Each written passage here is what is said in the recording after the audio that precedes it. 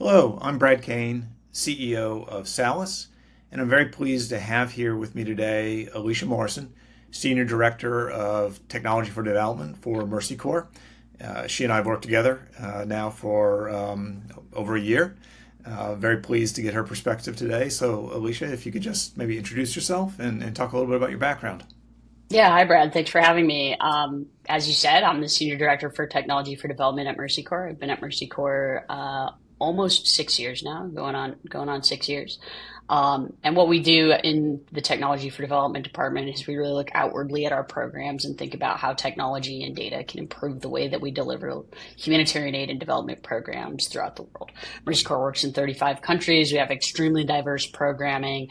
And we have a lot of different ways that we can implement both digital technologies as well as data science and analytics and so forth. So we do a lot of different things, and of course now we're pretty heavily involved in the AI uptake at the organization as well.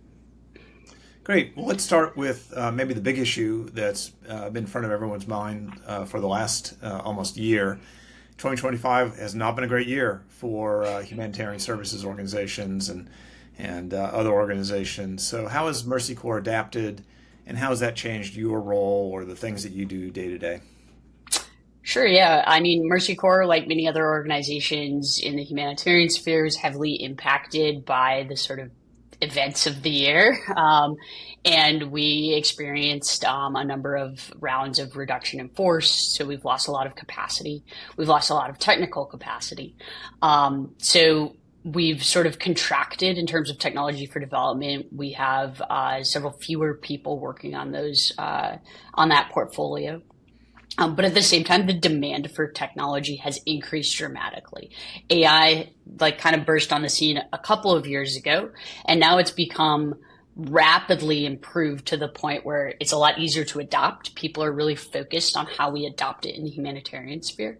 And so we're taking on a lot of that sort of need for exploration as well as adoption within the organization. So I'm not sure that's really changed the way we've worked, but it's certainly changed our workload in terms of what we're seeing with regards to demand.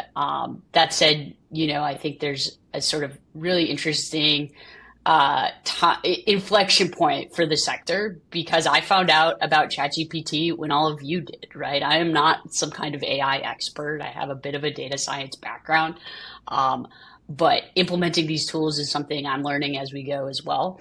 It's something my team is learning as we go. And so it's a really challenging time for us to do that with reductions in resources and reductions in human resources as well.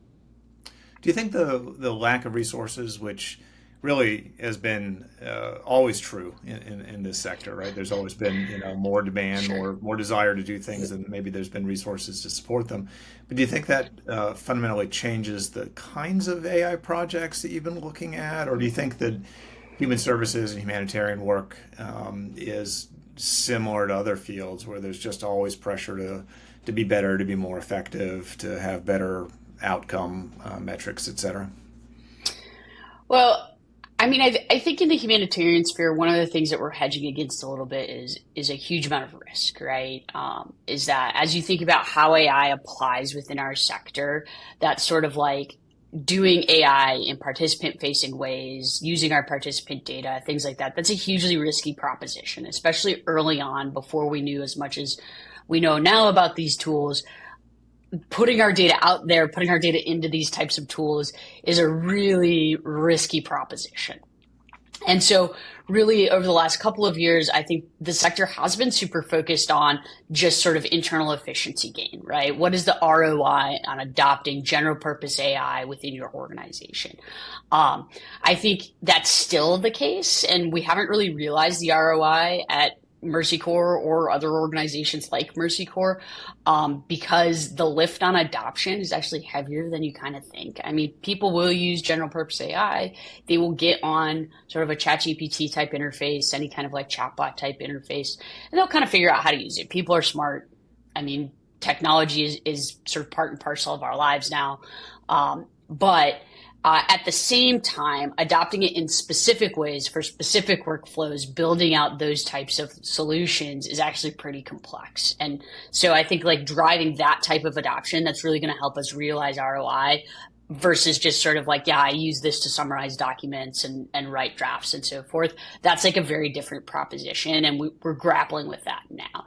And that's not even sort of thinking about what are the ways in which we can truly be using this to make more efficiency gains in the field for our humanitarian programs. What are the ways in which humanitarian programs can actually be using these technologies to benefit our participants?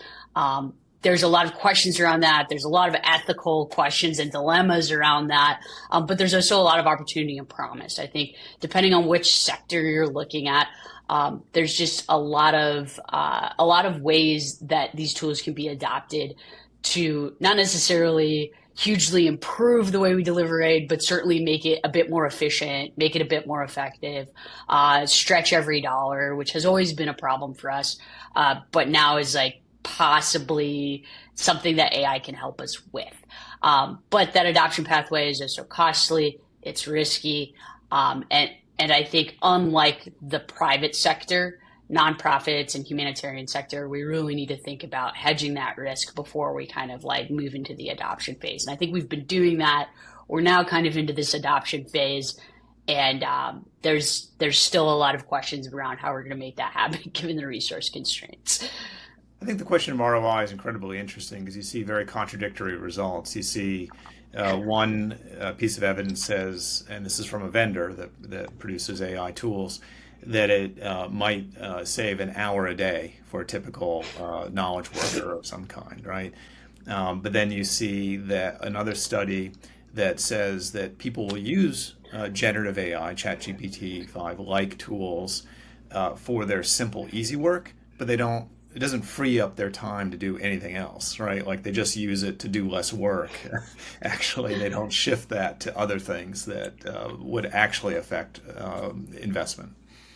Yeah, we actually talked to a major vendor who gave us an ROI calculation.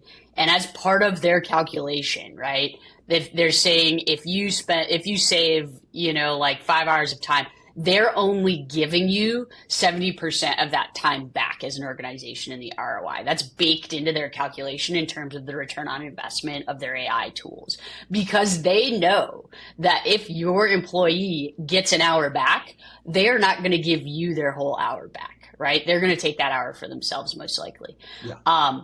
And so, which I think is probably 100% accurate, right? 70% of that time might come back to the organization. I think 70% is probably optimistic. I think the ROI bit is tricky. I think where for the humanitarian sector, it starts to get more interesting, though, is because we've contracted so much in terms of people power, that ability to sustain the level of work that we had been doing, particularly in terms of things like context analysis, in terms of crisis analysis, in terms of those types of fields. I think there is a return on investment available to us there. I think, again, the ROI on like people writing documents or summarizing documents and stuff, like I really question whether even 70% is a low enough number for what we might get back from folks. But I do think, in the sense of where I used to have 3 people, I now have 1 person, but that 1 person might be able to generate, 2 people's worth of work. It's not that we don't really need 2 people. It's that we're going to have to figure out how to make this work at the resourcing level that we're at now. And I think that's where you might realize some of the ROI on these tools, less in that internal efficiencies piece, and more on that like true sort of application area. And let's be realistic. You don't even have to achieve Panglossian predictions for how AI will improve things. If you have a net 15% improvement in productivity, that's world changing, for many organizations. For sure.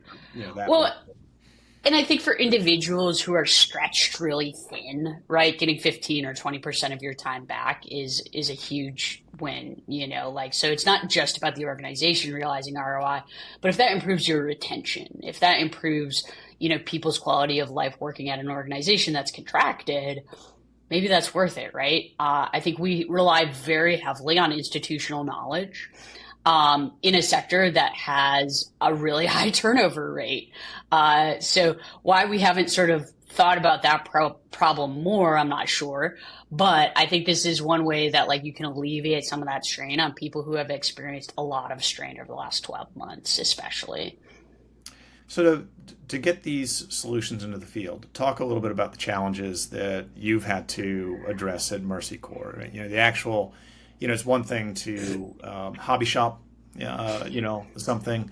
It's another question altogether to deploy it and support it for a global organization. Yeah, I mean, I think I'm not sure that I have all the answers. I'm not sure that anyone does. I don't think it's a secret that the humanitarian sector sort of suffers from pilotitis. So we love to kind of come up with innovative ideas, pilot it in a single location, write about all our learnings, and then never scale that out beyond that individual use case, right? And this is particularly true for technology projects. And so I think we're still a little bit in that phase. The interesting thing about AI is when you kind of hear from technology leaders in sort of the tech sector about AI, they're sort of like, well, here's AI, you should decide what to do with it. And that's not really the way tech is delivered in other ways, right? Like normally a tool comes and says, hey, we've built this tool around this problem we know folks have. Here it is, make it work for you. And now we sit here and we talk about like, hey, there's some adoption, there's some tweaks, there's some ways that we can use this. In some ways that we can't, depending on what your particular use case is. And now they're basically handing us this like sort of very general purpose technology and saying, hey, sector that has limited technical capacity, figure it out.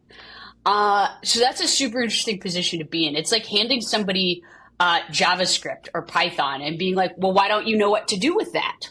Right? It's very similar. Just because it's low code or no code doesn't mean people know how to implement it. So I think there's still a struggle, like wrapping people's minds around like how AI can help you beyond sort of those internal efficiencies use cases is a challenge. I think we're starting to see some interesting applications for AI. I think one of the things that's exciting to me about sort of AI and LLMs and like chatbots and all that is that there's an ability to democratize information and data that historically has been sort of gate kept by a high barrier to entry. So things like geospatial analytics, which we know is in high demand by our field teams, right? Because it's used in agriculture. We can use it potentially for monitoring and evaluation. You can use it for post-disaster assessments and so forth. Instead of having to have geospatial analysts who can get on a platform, pull that satellite imagery, do the analytics, right? There's now the ability to potentially do that through natural language processing, right? And that doesn't mean everybody should go out and do geospatial analytics on a chatbot somewhere out there.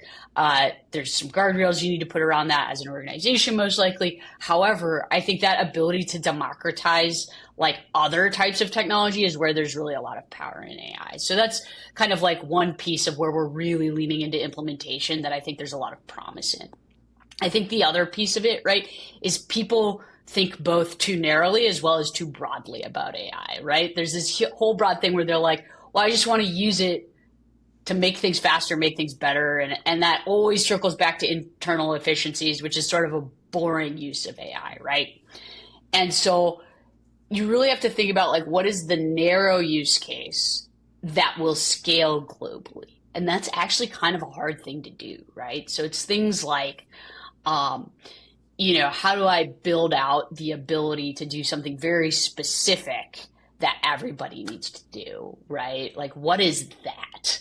And that is actually hard to think about. And so I think that's where we're struggling right now, is finding that balance of like narrow but globally scalable. And then the last thing I think that's a struggle right now for the organization, and I think for the humanitarian sector writ large, is we've been really dedicated to localization for a number of years, right? And Mercy Corps in particular is very dedicated to the concept of localization, right? Majority of our team members are from the areas where they live and work, and we have almost 4,000 team members. So this is something that's baked into our DNA. And now these technologies, which are hugely expensive and available primarily to the Western world, we're trying to figure out how do we make those technologies available to our colleagues and our partners in the global South, right? And I think that's kind of the next big hurdle is how do we kind of help bring the global South along and make sure that they have access to the tooling. Because again, it is hugely expensive. There's a barrier to adoption. It's kind of like problematic, right, for us to sort of hoard that access, in the global North per se. So I think those are kind of the challenges we're facing, right? Just small ones, no problem. We'll get there in the end. Absolutely right. The technologists have delivered up this tool, and they're now saying, go figure out how to best use it and build the use cases and all the deployment issues and all the technology access issues that you talk about. So I thought I'd ask you a bit about the vendors involved in this space. Are there lessons learned that you could share around that, or maybe more provocatively, if you could, what would you change about the vendors that are in the space and that would make it that much easier for your organization? Yeah, so I think, right, like the experimentation question is like the number one thing. Because the problem with experimentation, again, is that it's expensive. I don't have cash to burn. If I'm going to start implementing something that's expensive, I have to be pretty sure it's going to work out at least nominally, right? And so that historically has been sort of the humanitarian sector's, I think, positioning on innovation is like, we have to at least have a sense that like this is going to work for us, right? Before we drop money onto it. And so when vendors come to us and say, hey, experiment and figure it out, this is so cool, right? That has to come with some sort of backstop for our organizations because experimentation is not free on these platforms. And so I think some vendors are fairly good at this, at partnering with nonprofit organizations, making some programs available to where that experimentation becomes lower cost or no cost, partnering with organizations to build up capacity and so forth. And I wish just all vendors would kind of take that view on things, is that if you want me to become a customer of your platform, which ultimately is kind of what a vendor's goal is, you have to backstop me to determine whether or not that's even a good idea. Because I can't afford to experiment. So the answer is no out the gate. And so I think that's where there's needs to be a little bit of a mindset shift, and where the tech sector and the humanitarian sector have been missing each other is we are so short on capacity and so short on resources that this idea that we can just come to you with hey, here's an idea, let's throw some resources at it. That's just an impossibility. And so we need to bridge that gap somehow, whether that's through, initiation programs that enable you to experiment at low or no cost, capacity building partnerships. Again, cash grants are great. It would be great if more of our tech partners were giving us cash grants that we can bring on capacity internally and then retain that institutional knowledge. And vendors are looking at this in different ways. Some are approaching this more aggressively than others. But I think generally speaking, that's where the gap is. And that's what those vendors are going to have to address if they want the nonprofit and humanitarian sector to adopt those tools ultimately. Outstanding. So maybe let's close with a big picture question, right? AI, there's a lot of interest, at every level. I think in many ways it's captured the imagination of the broad public more than any technology, even more than the internet did in the mid 90s. But where does it go? Is it a better search, right? Is it world changing for the better? Is it a dystopian, brave new world? Where do you sit, along that continuum of answers? I think my answer is yes and. I think there's a lot of promise in AI, right? I do think there are fascinating and valuable use cases for AI. I think particularly if you look at the health sector, there are phenomenal use cases that are mind blowing in terms of like things like last mile health and humanitarian aid, right? Mercy Corps doesn't do a ton of health, but I think this is a place where like we can really all learn a lot in terms of implementation and adoption of technology. But like when you get to the point where like a provider can take your blood pressure through just an interface like this, like that's an incredible advancement of AI, an incredible use case for AI that improves people's lives immediately, right? And so I think there are places where this is going to have a huge impact. And then I think there are places where like we all need to kind of calm down and figure out what it is we want to achieve. The world is a changing place. It's a rapidly changing place, but it's not like that's a new paradigm, right? The world has always been rapidly changing. I think like people always feel like the pace is so fast and the pace of AI is super fast. Yes. But we are positioned to take advantage of that. As long as we have an outlook on what we're trying to achieve. And I think this is where our sector in general is kind of falling short a little bit, where it's like a rush to adopt tools as opposed to being deliberate about meeting a strategy for how we adopt technologies, right? And that doesn't have to be just about AI. It can be about all kinds of technologies. And the sector has done this in the past, right? You think about things like the adoption of digital technologies for things like multi-purpose cash assistance, right? Mm-hmm. Digital cash came on the scene and sort of cash as an assistance modality adapted to that. And we said, okay, like that's how we're going to distribute this assistance because that's what people use. And also it's easy, right? Like it's a lot easier to distribute cash through a digital platform than it is to be handing people money, right? So it's not like the sector hasn't done this. Like there's been modality shifts before, there's been technology shifts before, but again, it's deliberate. There's a point to it. There's a sort of strategy that says, this is how the world is going. And so this is how we're going to adopt that to benefit our participants and to benefit the people we want to benefit. So I think we all need to kind of like have a think and say, what is strategically what we're trying to achieve with these technologies? And then go back and start to like look at how all of these bits and pieces and tools and solutions fit together, right? Because ultimately, like, sure, I can pass out chatbot licenses to everybody at Mercy Corps, but if I don't really know what I'm trying to achieve with that, right, like, then what's the point? I can't decide whether or not I've got an ROI on those chatbot licenses. I can't decide whether or not that solution is useful to anyone or benefits our participants. And ultimately, right, those are the types of things that like it's going to ride high for a while. Like the hype cycle is going to be at its peak, I think, for a little while yet. But then it's just going to crash, and it's like not going to become the part of the fabric of our institutionalization. We're just going to have spent a lot of money on something that was overhyped. So I think as a sector, we all need to take a step back and say, what is it we're going to do? And then kind of like move forward with those things, because right now it all feels very frenetic.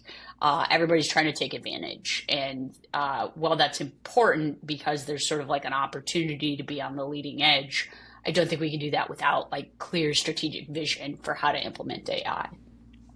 The gold rush will end at some point. At some point, right? Like the gold runs out. Yeah. Yeah. Awesome. I think that's a great place to leave it. You've given us so many great ideas and perspectives in terms of how Mercy Corps is adapting and moving forward with this new technology. I want to thank you very much, Alicia, for joining us today. Yeah, it's a pleasure as always, Brad. Thanks for having me. Take care. Cheers.